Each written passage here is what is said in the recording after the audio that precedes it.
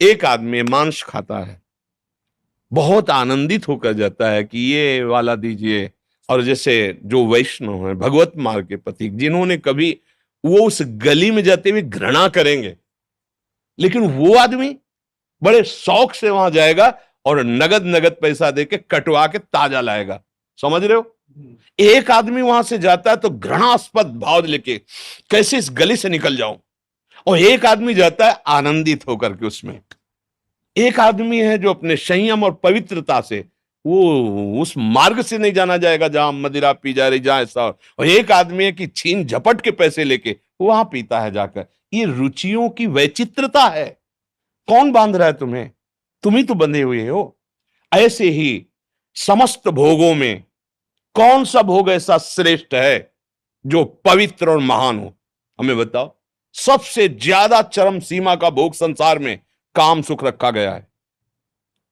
सब सुख एक तरफ और काम सुख एक तरफ। कहां से प्राप्त होता है काम सुख? मलमूत्र के भांड, शरीर के मलमूत्र के द्वारों से। कौन सी महानता है जहां स्पर्श करके, रज लगा के धो, साबुन लगा के धो, उन अंगों की आखिरी सुख वृत्ति रखी गई है। कहां? आप विचार करके बताओ। सब मनुष्य शरीर में ही बैठे हो। ये तो अपने घर का जैसे सत्संग होता है वैसे बात हो रही। चरम सुख संसार का एक बात में है, चरम सुख काम, परस्पर भोगाकर्षण। इसके नीचे सब है।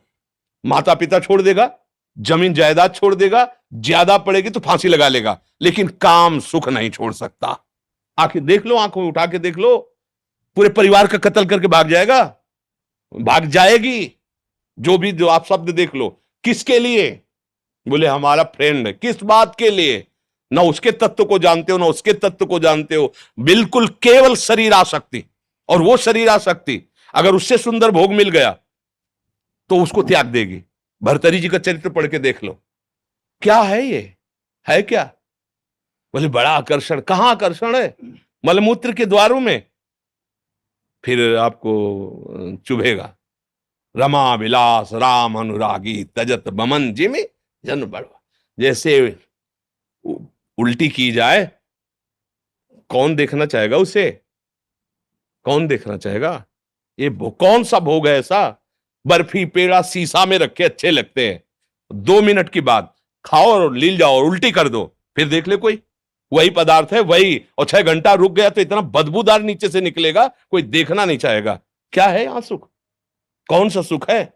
शरीर जब छूट, अंदर से परमात्मा तत्व अंतर्धान हो जाता है, इस शरीर को रख के देखो, भय लगेगा तुम्हें उस कमरे में जाने में जहां शरीर रखा होगा।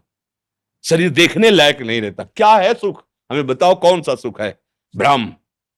अगर इसे भोग लूं तो मैं सुखी हो जाऊं। लाखों बार, करोड़ों बार भोग के देख लिया है कुछ? क्या हाथ लगा? फिर वही वासना, फिर वही तृष्णा। कह रहे हो मुझे माया फांसे। अरे तुम खुद अज्ञानवश आसक्त हो रहे हो। कहां सुख है? कहां है? किसमें है? बताओ। अगर है तो तुम्हें तृप्त हो जाना चाहिए। मेरी मांग है कि मुझे ये मिल जाए। मिल गया, अब तो शांत हो जाना चाहिए ना कि भाई अब कृत कृत्य भयो में। जैसे केवट जी जो भगवान के चरणारविंद का प्रक्षालन करके चरणामृत पान कर रहे ना, तब प्रभु से कह रहा अब कछुलाथ अब नहीं चाहिए। जो खोज रहा था आनंद, बहुत काल में कीन मंजूरी, बहुत श्रम किया, फल तो आज मिला है रघुनाथ जी। आपके चरणों का चरणामृत पान करके, चरण पखार के। विश्राम कहां है? भगवान के चरणों में। बड़े बड़े चक्रवर्ती सम्राट अपने राज्य सुखों का त्याग करके और भगवान के भजन में जाकर विश्राम प्राप्त किया है। हम खुद फंस गए हैं, कोई हमें नहीं फांसे, हम खुद फंस गए हैं। सुख मानकर खुद फंस रहे। आप अच्छे से विवेक से बताओ कौन सा ऐसा सुख है जो स्थायी है, जो हमको सदा प्रसन्न रख सकता है, जो हमें क्लेश रहित कर सकता है? एक भी सुख बताओ। बोले अगर रुपया हो जाए तो फिर मस्त हो जाएंगे। जिनके अरबों खरबों रुपया है ना, टेबलेट से नींद आती है, शांति नहीं है, और चाहिए। क्योंकि अब इतनी पोजीशन बढ़ गई है, अगर इससे नीचे उतरे तो संसार क्या कहेगा? खुद फंस गया, कोई किसी को कुछ नहीं कहता, वो अपने आप में फंसा हुआ है। अब उसको चाहिए कि अमेरिका का जो सबसे बड़ा धनी है उसकी टक्कर हो, कि इंडिया में ऐसा, भारत में एक ऐसा धनी है जो विश्व लेवल का। विश्व लेवल का जब बन जाएगा ना, तो दिमाग खराब हो जाएगा उसका। अब ये स्थिति नीचे न गिरने पावे, कोई हमें परास्त न कर पाए, कहां शांति, सब जगह अशांति भय। गोस्वामी जी का अनुभव, तब लगी कुशल न जीव कहूं, सपने हूं मन विश्राम, जब लगी भजत न राम कहूं, शोक धाम तज काम। हम खुद फंसे भैया, हमें कोई नहीं फंसाए। कोई अगर हमें फंसा सकता है तो हम खुद फंसे, हम ही फंसाने वाले, हम ही मुक्त होने वाले हैं। बंदूक कीर वो पकड़े कि अगर छोड़ दिया तो मर जाऊंगा, अगर छोड़ दे तो मुक्त हो जाए। बहलिया आता है, फांस के ले जाता है। बंदर ऐसे सुराई में ऐसे डालता है, छुआरे चने आदि ऐसे कस के पकड़ता है लोभी। अब उसने सोचा मुझे किसी ने पकड़ लिया, अगर वो छोड़ दे पदार्थ तो मुक्त है। लेकिन वो सोचता है अब वो पदार्थ छोड़ता लगे, उसको लगता है मुझे कोई आया एक डंडा मारा बांध के ले गया। ऐसे ही काल भगवान ये पदार्थ फेंक दिए हैं, शब्द स्पर्श रूप रसगंध, हम इनको भोगने में लगे हैं और लगता है कि अब मैं इनके बिना जी नहीं सकता और मैं बहुत फंस गया और कोई है माया जो मुझे फांसे हुए। जैसे वो बंदर सोचता है कोई बंधन जो मुझे पकड़ लिया है, कोई पकड़े नहीं।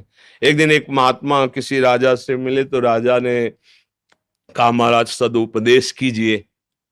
तो उन्होंने कहा भाई सदुपदेश का तो स्वरूप ये है कि राज्य का अभिमान छोड़िए, सेवक भाव लाइए और भजन परायण रहिए, भोगों में सुख नहीं है। तो उनका महाराज मुझे माया पकड़े हुए है, मैं बहुत विचार करता हूं पर माया मुझे छोड़ती नहीं। दूसरे दिन टहलने के लिए निकले राजा के साथ और एक आम के पेड़ को ऐसे पकड़ लिया। बोले महाराज सैनिक बुलाइए और मुझे मुक्त करवाइए, इस पेड़ ने मुझे पकड़ लिया है, महाराज मुझे मुक्त कराइए। कहा महाराज आप तो ज्ञानी महात्मा है, ये जड़ पेड़ आपको कैसे पकड़ सकता है? आप चैतन्य हो, आपने खुद पकड़। बोले समझ में आ रहा है आपको? बोले महाराज वो तो स्पष्ट दिखाई दे रहा है, आप चैतन्य हो, पेड़ जड़ है, जड़ आपको कैसे? बोले हाँ ये जड़ माया तुझ चैतन्य को नहीं पकड़ सकती, तूने पकड़ रखा है, तूने अपने को राजा मान रखा है, तू अपने। बात समझो, कोई मुझे नहीं पकड़े। इसी भ्रम को नष्ट करने के लिए भगवान सत्संग देते हैं, शास्त्र स्वाध्याय की आज्ञा करते हैं। अगर आप सत्संग करें, स्वाध्याय करें, गुरुजनों के द्वारा दिए हुए नाम मंत्र आदि का जप करें तो बुद्धि पवित्र हो, इस भजन सारथी सुजाना, तो हमारी बुद्धि पवित्र हो तो अभी अभी हमें कोई नहीं बांधे हुए भैया, कोई नहीं। और जो कुछ भी है, जहां भी आनंद नजर आ रहा है वो प्रभु ही है, प्रभु के सिवा कोई नहीं, ये अनुभव में आ जाएगा। अब देखो हमारे पास परमार्थ और अध्यात्म के सिवा कुछ बात हमारे पास नहीं। हाँ कि तुम वो हम तुम्हें जंतुर बांधे दे रहे हैं और हम तुम्हें आज से ये नहीं होगा, वो तो हम है राम कृष्ण हरि राधा राधा राधा, बस ये है।